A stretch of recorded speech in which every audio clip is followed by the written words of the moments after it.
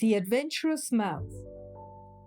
I knew it all along, said Tenny Wenny, throwing her arms around Boodle's neck to hug him. Ouch! Are you trying to throttle me? Asked Boodle, secretly pleased. Pushing her gently away, he exclaimed, Be warned, little mouse. It is a secret. Is that why you lied to me? Her teeth began to chatter. Whether from the cold or discovering the truth, she was not quite sure. Yes, but first we need to get you warm, said the bird worriedly. Removing his scarlet coat, he gallantly placed it on her shivering shoulders. Better?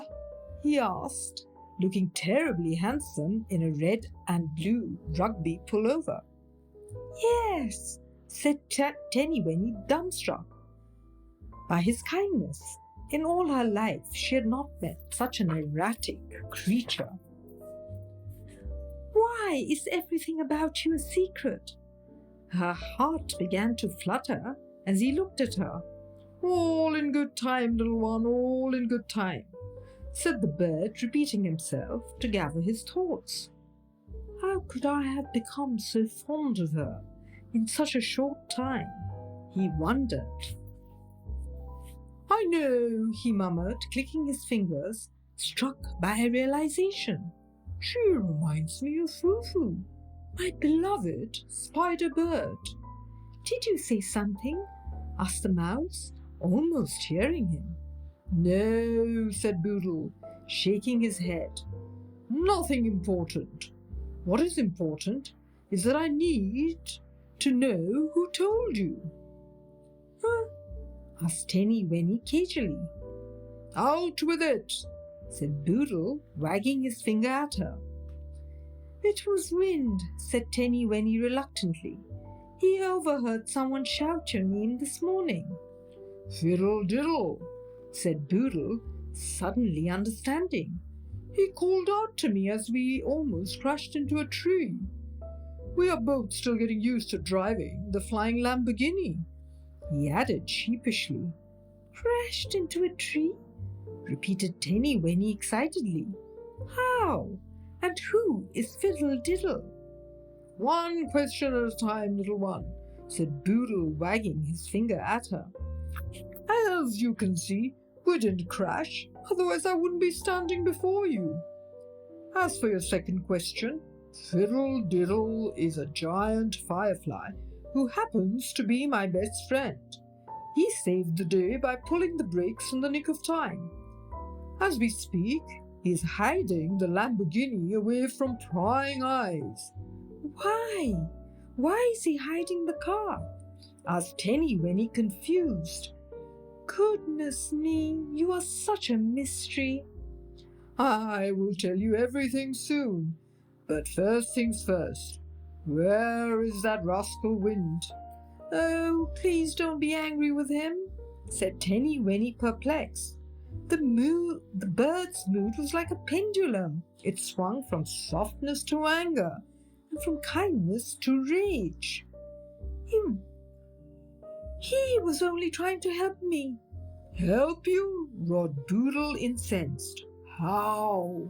By prattling and gabbling, tattling and babbling about something that is none of his business. Is he for real? No, it was nothing like that. No one knows about you except for me. That still doesn't get him off the hook. He deserves a good hiding for not keeping his mouth shut. But how does one smack something as blustery, gusty and airy as the wind, who slips through one's fingers? Said Boodle, shaking his head at the madness of it all. Where can I find him? He is sleeping, said Tenny Wenny, relieved. He returned from Kashmir last week and is a bit exhausted. Besides, it's not his fault, she continued shamefacedly. It's mine. Your fault? How? Well, you see, Boodle, for years I have been begging wind to blow me here and there, up and down, near and far, so that I could see the world. As you know, I'm as light as a feather, she said, smiling at her own analogy. And, asked Boodle, cocking an eyebrow, something he always did when he needed an answer. He agreed, and our adventures began. Taking me wherever he went, Wind blew me along. Through him, I parachuted into the land of nasty imps, the pastures of petty elves, and the sea of seashells.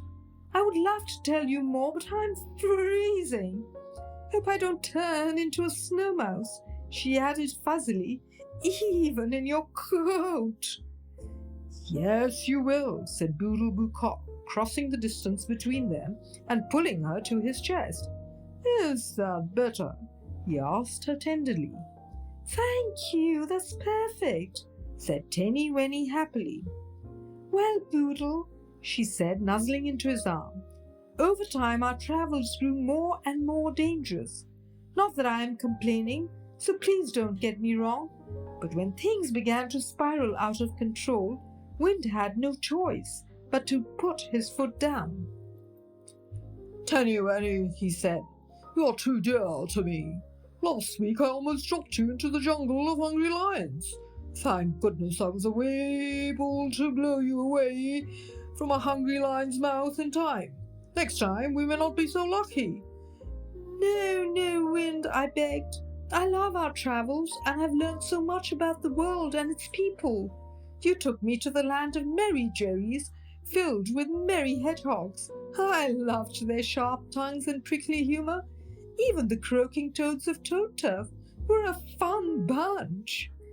Yes, I agree, said Wind, as he too had loved these lands. But, Tenny Wenny, these places are no longer safe.